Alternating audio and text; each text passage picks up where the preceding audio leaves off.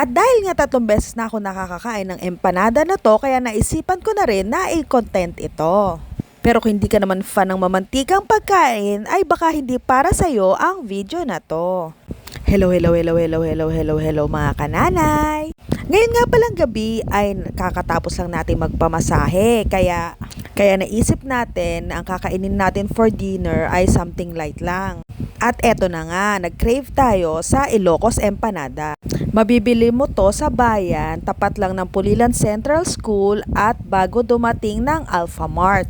Sa Alphamart na nga kami nagpark kasi may bibilin daw dun yung anak ko, pero ayun, wala rin siyang nabili kaya lumabas na siya. At ako naman ay dumiretso na dito sa bilihan ng empanada. Pagdating nga namin doon, ang naabutan lang namin ay 2 flavor. Ang pinili kong presyo ay itong 95 na may flavor na papaya, munggo, egg, cheese, longganisa.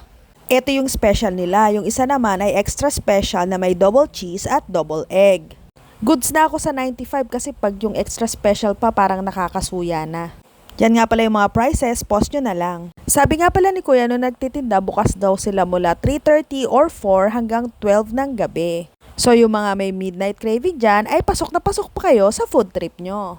At pag uwi nga ng bahay, tara, kain na tayo. Sa presyong 95 naman ay sa tingin ko ay sulit na to kasi marami siyang laman sa loob.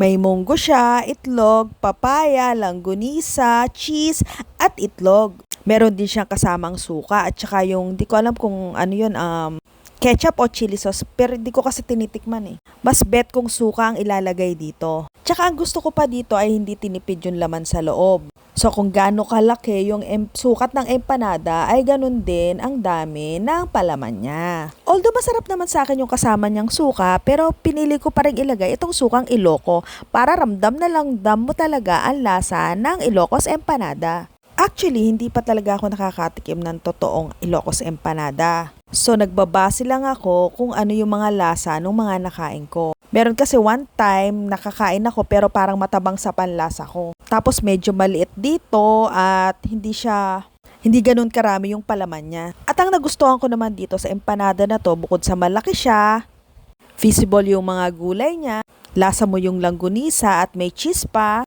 lalong-lalo na yung crunchiness nung papaya. Yun kasi yung gusto kong mga gulay, yung parang pumuputok-putok yung tumutunog-tunog habang inunguya mo.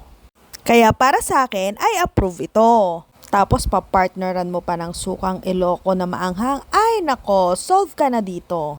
Yun lang, thank you for watching at sana'y nagustuhan nyo ang video ko. Kung nagustuhan mo naman yung video na to, ay huwag mong kalimutang mag-subscribe, follow, i-like, o i-share ang mga video ko. Yun lang, maraming salamat sa inyong panonood. Paalam!